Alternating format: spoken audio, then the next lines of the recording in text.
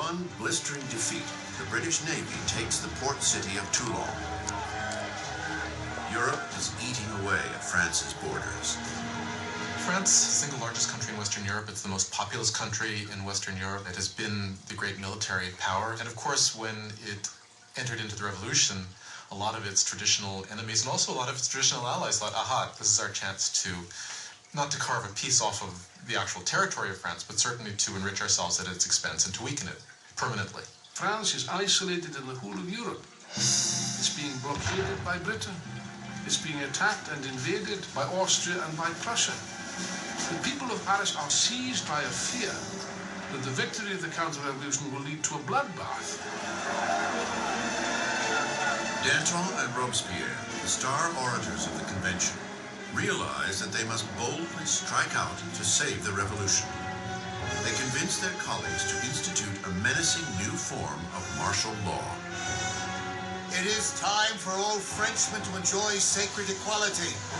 It is time to impose this equality by signal acts of justice upon traitors and conspirators. Make terror the order of the day. Thus begins a new chapter in the revolution, a period of violent repression called the Terror. In a remarkable reversal, the revolutionaries suspend the new constitution and all the rights it was to guarantee. Police spies scattered throughout the country. Anyone suspected of counter-revolutionary activity is rounded up, quickly tried, and sent to the national razor.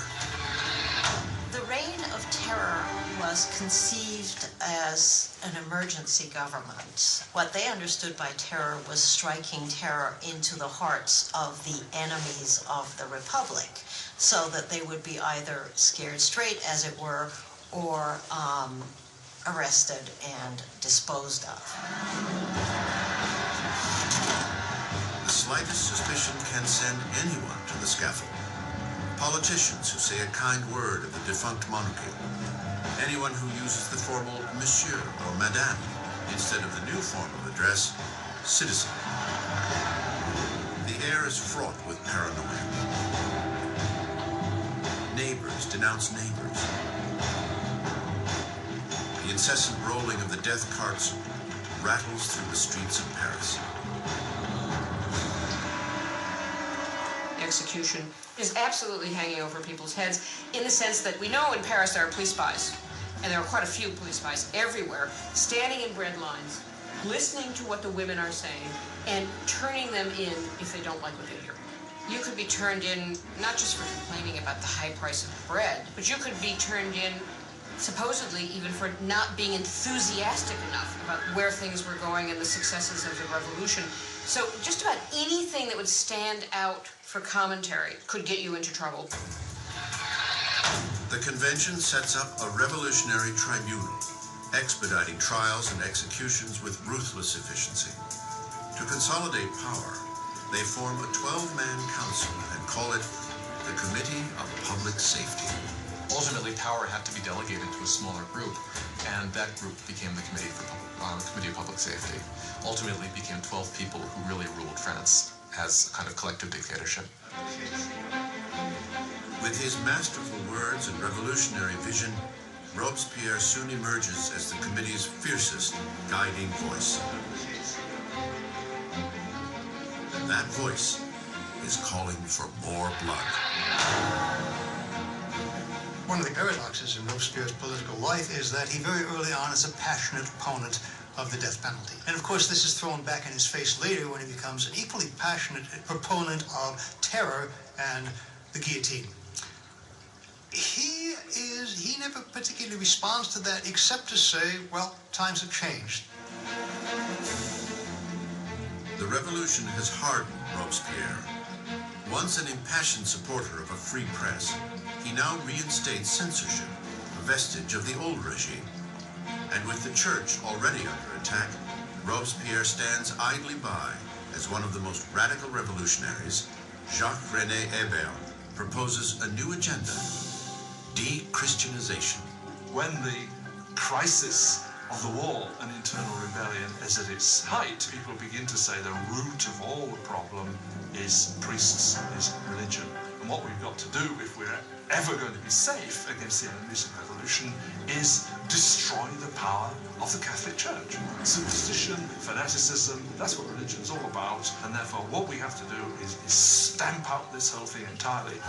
Streets carrying the word saint are renamed.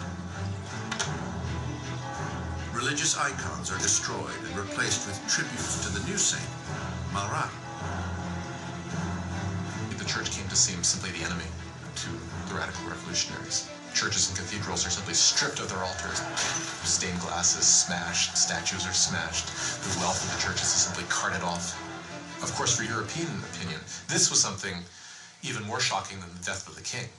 Not even the Christian calendar is spared. Years are numbered no longer from the birth of Christ, but from September 1792, the overthrow of the monarchy. It is now year 1. Months are renamed according to the seasons. July becomes Thermidor, April, Floreal. Months are broken into 3 weeks of 10 days each. The revolutionary calendar was certainly designed as a kind of weapon against Christianity, against Christian belief. Of course, by having a 10-day week, you'd no longer have Sundays, so people wouldn't even know what day Sunday was anymore. That's what they hoped. The terror spreads across France. Insurrections are put down with a vicious, unrelenting cruelty. In the city of Lyon, where counter-revolutionaries are gaining ground, the Committee of Public Safety sets a brutal example. Hundreds of rebels are tied up, marched into fields, and mowed down en masse.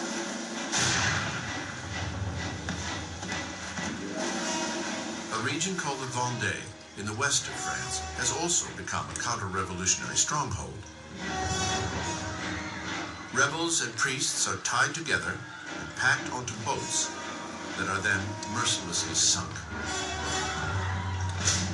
Up to 100,000 people are killed in the Vendée alone. In Paris, the blade falls at an ever more frantic pace.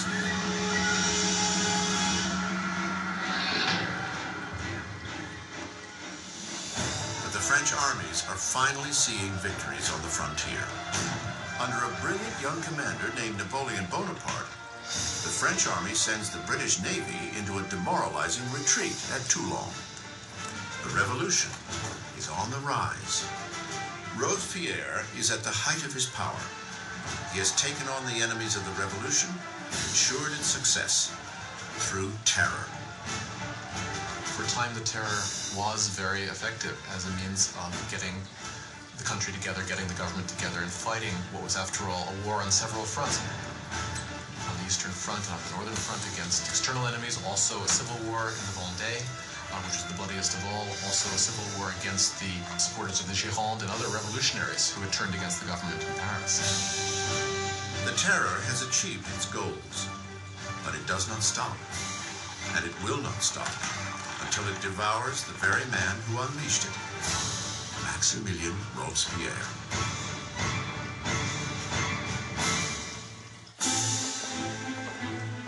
With the blood of the terror, Maximilien Robespierre has rescued the revolution. An invigorated army is repelling attacks at the border, and internal dissent has been all but quashed. At the height of his success, Robespierre dreams up a loftier goal yet: to use more terror to mold a new kind of society, a republic of virtue. By virtue, he means civic virtue. It's an active principle for Robespierre. For example, you cannot be a virtuous citizen by simply obeying the laws and keeping your head down. You must actively be involved in the work of the state, and that includes for Robespierre destroying the enemies of the state. On February 5th, 1794, Robespierre gives a speech outlining his philosophy. Terror without virtue is disastrous. But virtue without terror is powerless. He associates terror with virtue. Terror at that moment becomes in his thinking an instrument by which you create